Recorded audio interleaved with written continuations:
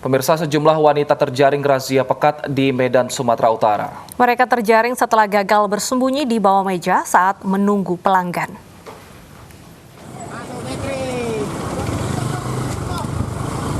Tim gabungan Dinas Sosial Kota Medan, TNI, dan Polri merazia sejumlah tempat hiburan malam di Kota Medan.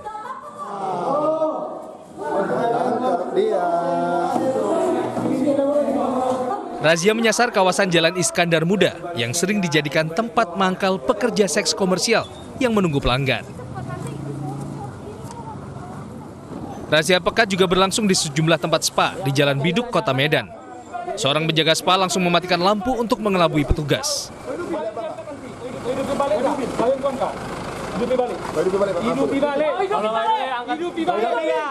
Namun penjaga itu berkilah jika tempat spa sudah tutup dan melempar kunci ke becak motor.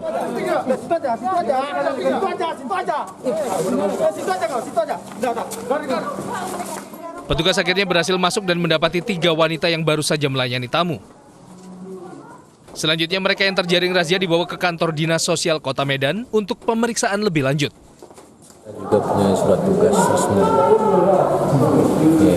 Jadi masing-masing kita dari Kops, Polresta, Denpom, serta dari Satpol PP, Dinas Sosial Kota Medan sendiri, ini telah mempunyai surat tugas. Jadi bagaimanapun tidak bolehlah dia halang-halangi untuk melakukan hal yang terbaik.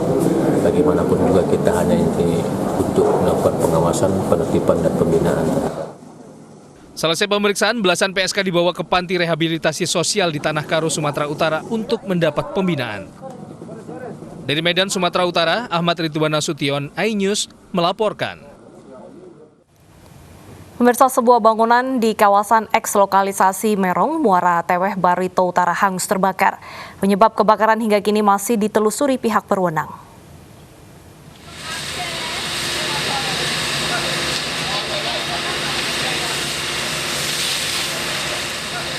Kebakaran menimpa sebuah wisma di eks lokalisasi Merong, kilometer 3,5 Jalan Negara Muara Teweh, Kabupaten Barito Utara, Kalimantan Tengah.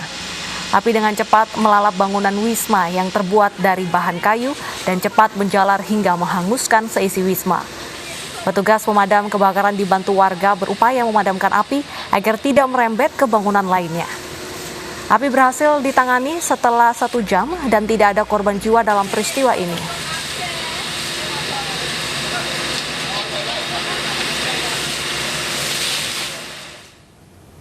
Gudang proses pengolahan kayu di Pasuruan, Jawa Timur ludes dilalap si jago merah yang dipicu korsleting listrik. Akibat kebakaran, total kerugian mencapai ratusan juta rupiah.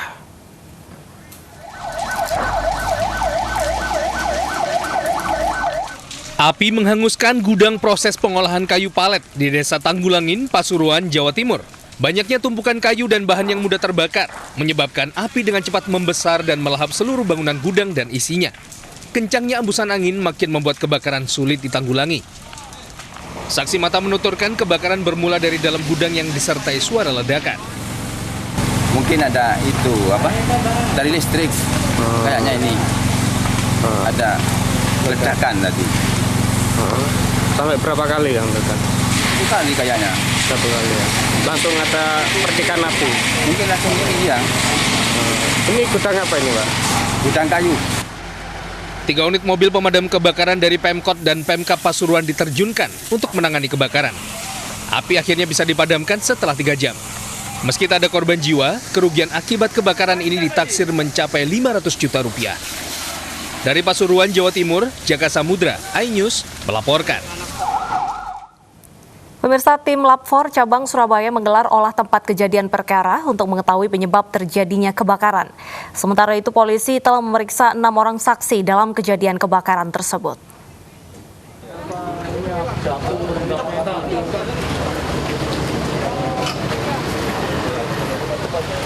Tim Laboratorium Forensik Cabang Surabaya menggelar penyelidikan lebih dalam terkait penyebab terjadinya kebakaran ruko di kawasan Jalan Raya Kranggan yang berdekatan dengan Pasar Blauran, Surabaya.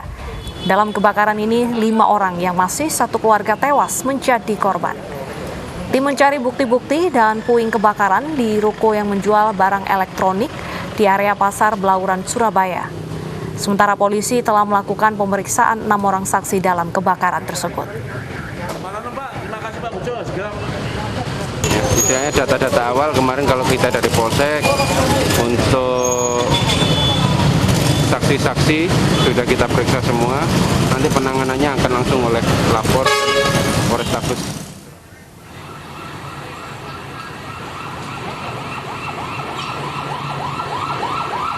Sebelumnya pada Minggu pagi, terjadi kebakaran hebat yang melanda sebuah ruko penjualan barang elektronik di kawasan Pasar Blauran, Surabaya. Peristiwa ini menewaskan satu keluarga yang terdiri dari ayah, ibu, nenek, dan cucu. Korban meninggal diduga terjebak di dalam ruko dan tidak bisa keluar menyelamatkan diri.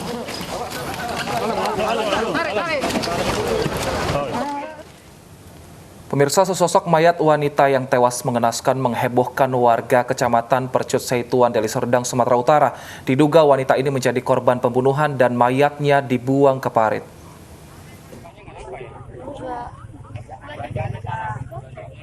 Sesosok mayat perempuan ini pertama kali ditemukan warga di Jalan Mahoni, Desa Bandar Khalifah, Percut Seituan, Deli Serdang.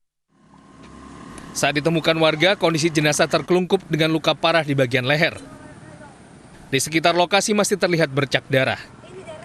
Pas begitu tengok udah kayak gitu dah apanya bentuk posisi mayatnya. Gitu. Posisinya gimana? Ya, terungkup gitu. Nah, kepala di bawah, kakinya melipat. Agak melipat sedikit. Ada luka dia? Leher. Leher? Berlobang. Berlobang ya? Nah, berlobangnya gini lah. Nggak kenal, bukan orang sini. Bukan orang sini. Perempuan kayak badan putih, rambut pendek. Orangnya pun agak pendek lah. Diduga korban pembunuhan, jenazah wanita dievakuasi ke Rumah Sakit Bayangkara Medan guna dilakukan otopsi. Kasus ini kini ditangani jajaran Polrestabes Medan dan Polsek Percut Seituan. Dari Medan, Sumatera Utara, Adi Palapa Harahap, iNews melaporkan. Pemirsa, seorang ibu pengendara mobil terekam kamera CCTV saat aksinya mengelabui petugas SPBU dengan berpura-pura belum diberikan uang kembalian. Aksi ini dilakukan saat mengisi bahan bakar di sebuah SPBU di kawasan Wai Halim, Bandar Lampung.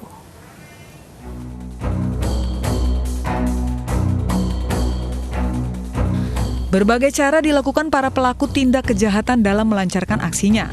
Kali ini menimpa salah seorang petugas SPBU di kawasan Jalan Kimaja Wai Halim, Bandar Lampung.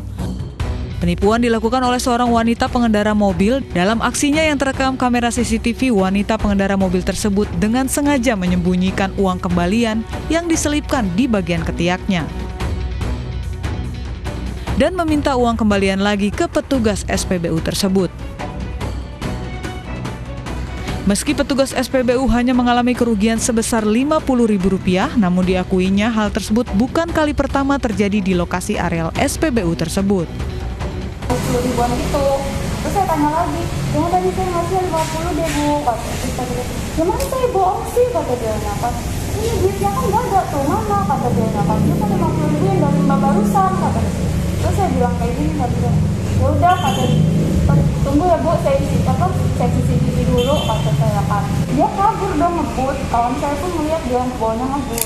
Udah sih gitu aja, terus udah selesai kerja, saya lihat CCTV, ternyata benar saya ditipu, dia nyumputin uangnya di cut. Dalam peristiwa ini korban tidak melaporkan kejadian tersebut ke pihak kepolisian. Namun korban berharap pelaku dapat tertangkap dan mengakui perbuatannya yang telah mengelabui beberapa petugas SPBU. Dari Bandar Lampung, Andres Afandi, iNews melaporkan. Jenazah korban dugaan salah tembak oleh polisi di Makassar, Sulawesi Selatan disambut histeris keluarga dan kerabat. Insiden penembakan terjadi saat petugas berusaha membubarkan warga yang terprovokasi dan akan main hakim sendiri.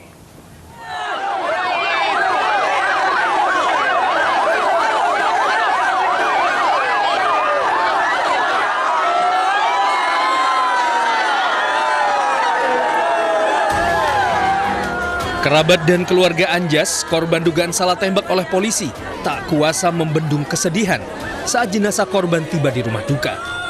Tangis histeris pecah saat jenazah pria 23 tahun ini pulang tinggal nama.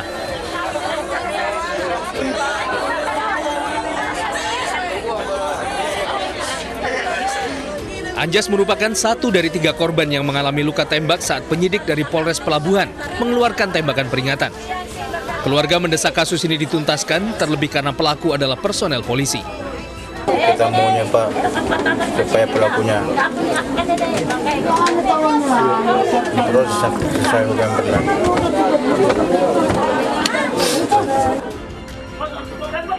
Sebelumnya salah satu penyidik Bribka Uskan dikeroyok dan terpaksa mengeluarkan tembakan peringatan ke udara guna melepaskan diri dari amukan massa. Di saat yang sama, ketiga korban, Anjas, Iqbal, dan Amar terkena tembakan. Pelaku yang tembak Kak, ada di ujungnya barukan satu. Terpaksa, kasih begini Kak tembak ya.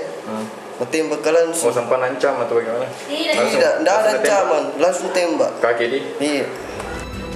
6 polisi yang bertugas saat itu kini diperiksa di Ditpropam Polda Sulawesi Selatan. Dari Makassar, Sulawesi Selatan, Yul Yusfin, iNews melaporkan. Ajukan berkas untuk mendapat bantuan pemerintah, ratusan pelaku UMKM berdesakan di kantor Dinas Koperasi Kabupaten Jombang, Jawa Timur. Mereka mengabaikan protokol kesehatan dengan tidak mengenakan masker dan tidak menjaga jarak.